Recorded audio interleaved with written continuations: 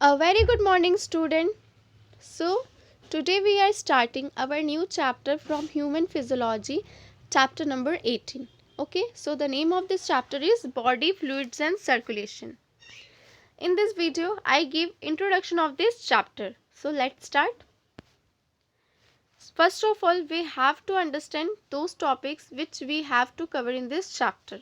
Okay, so those topics are: first is blood, then tissue fluid, then circulatory pathway, double circulation, regulation of cardiac activity, and last is disorders of circulatory system. So students, ये वो topic हैं जो हमको इस chapter में cover करने हैं. आज तो मैं आपको इस चैप्टर का इंट्रोडक्शन दे दूंगी. ओके, कल से हम एक एक करके एक एक टॉपिक को देखेंगे. तो चलिए सबसे पहले इसका इंट्रोडक्शन देख लेते हैं. तो मैं जब भी कोई चीज़ स्टार्ट करती हूँ तो मैं आपको हमेशा पहले चैप्टर के नेम पे लेके जाती हूँ. तो चैप्टर का नेम क्या है? Body fluids and circulation. तो इसमें बॉडी फ्लूइड जो है, तो वो बॉडी फ्लूइड्स में कौन आ जाएंगे? हमारे blood, and second one is lymph. Okay, blood connective tissue है जो कि हमारी बॉडी को ऊपर से एक लेके नीचे तक कनेक्ट करके रखा हुआ है, जोड़ के रखा हुआ है. ठीक है ना. और ये जो ब्लड है ये किस फॉर्म में रहता है? फ्लूइड के फॉर्म में रहता है. तो ये एक हो गया. Then second fluid is what? Lymph. ये जो लिम्फ होता है ये हमारे टिश्यूज के बीच में प्रेजेंट होता है, इसलिए इसको कॉमनली टिश्यू फ्लूइड भी कहा जाता है. ओके, ये ब्लड की तरह रेड कलर का नहीं होता है. तो देन अब ये जो बॉडी फ्लूइड्स हैं इनका सर्कुलेशन कैसे होता है हमारे बॉडी में? जैसे कि हमारा ब्लड, जो मेन ब्लड का सर्कुलेशन किसके थ्रू होता है? तो हार्ट जो है वो क्या करता है? सर्कुलेशन का काम करता है. आपने क्लास 10th में भी इस चीज़ के बारे में पढ़ा होगा. तो इस चैप्टर में आप उसी चीज़ को और ज़्यादा वास्ट करके पढ़ेंगे. ओके, और ज़्यादा ब्रॉड वे में पढ़ेंगे. तो चलिए स्टार्ट करते हैं. क्या लिखा है इधर? जस्ट अ मिनट, मैं इसको थोड़ा ब्रॉड कर लूँ. ओके,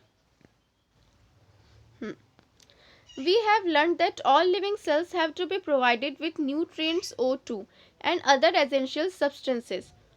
तो देखिए सबसे पहले लाइन में आपको क्या बता रहा है कि जो ह्यूमंस हैं या कोई भी लिविंग सेल है, चाहे वो माइक्रो ऑर्गेनिज्म हो या फिर ह्यूमंस हो, मतलब उन बीच में जितने भी लिविंग सेल्स आ जाते हैं, तो ये जो लिविंग सेल्स है उन सबको क्या प्रोवाइड किया गया है? न्यूट्रिएंट्स प्रोवाइड किए गए हैं. वो चीज़ें जिसकी बॉडी को नीड है, एसेंशियल सब्सटेंसेस जो हैं वो प्रोवाइडेड किए गए हैं. ठीक है ना. देन क्या बोल रहा है? Also, the waste or harmful substances produced have to be removed continuously for healthy functioning of tissues. Then, अब nutrients हैं तो उसका कुछ toxic substance भी तो रिलीज होगा, प्रोड्यूस होगा. ठीक है ना. तो वो जो टॉक्सिक सब्सटेंस जो जहरीले पदार्थ हमारी बॉडी में प्रोड्यूस होते हैं या किसी भी लिविंग ऑर्गेनिज्म की बॉडी में प्रोड्यूस होते हैं, उसको रिमूव भी करना ज़रूरी है.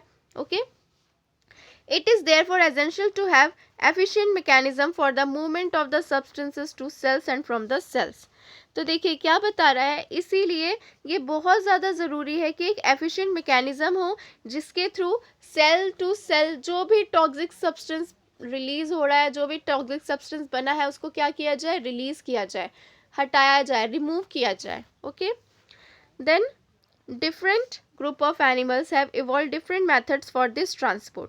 Simple organisms like sponges and coelenterates circulate water from their surroundings through their body cavities to facilitate the cells to exchange these substances. तो देखिए यहाँ से कुछ important जो थोड़ा बहुत एक मार्क्स इन केस क्वेश्चन आ सकता है. ओके, तो क्या बता रहा है? जो सबसे सिंपल ऑर्गेनिज्म है, तो सबसे सिंपल में कौन आ जाते हैं? जो लोअर क्लास के इनवर्टिब्रेट्स है. तो वो लोअर इनवर्टिब्रेट्स में कौन आएंगे? पॉरीफेरा, सिलेंट्रेटा, यही तो लोअर है. तो देखिए यहाँ पे बता रहा है कि कुछ एनिमल्स लाइक स्पॉन्जेस और सिलेंट्रेट्स, ये जो है इनके बॉडी में क्या सर्कुलेट होता है? वाटर का सर्कुलेशन होता है. इनके बॉडी में कुछ कैविटीज़ प्रेजेंट होते हैं जहाँ पे क्या होता है? एक्सचेंज हो पाता है सेल टू सेल ये फ्लूइड्स का. ओके, तो वही चीज़ यहाँ पे बता रहा है. देन क्या बोल रहा है? More complex organism use special fluid within their bodies to transport such materials. और जो कॉम्प्लेक्स ऑर्गेनिज्म है, मतलब जो हायर क्लास ऑफ एनिमल्स हैं like mammal, amphibia, reptile, aves, तो इनमें क्या प्रेजेंट होता है?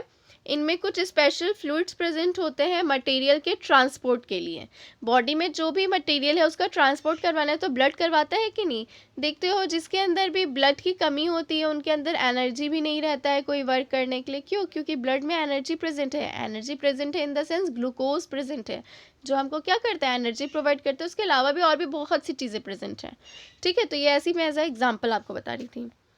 Then blood is the most commonly used body fluid by most of higher organisms including humans for this purpose.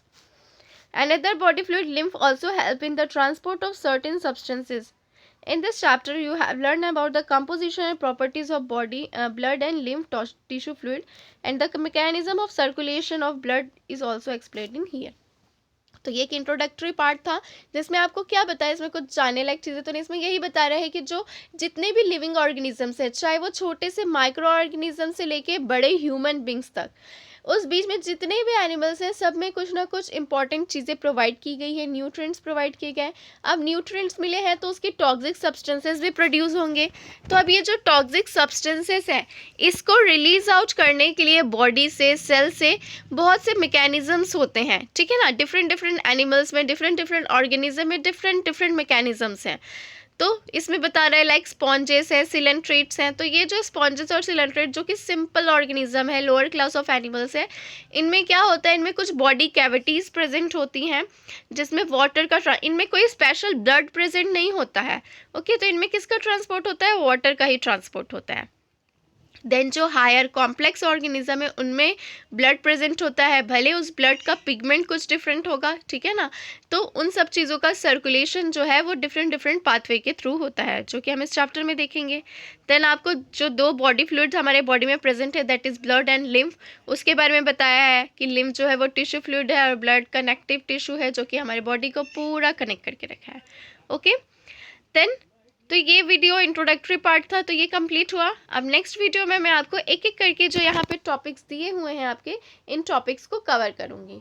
Okay, so today's class is over. Thank you, have a nice day and keep studying.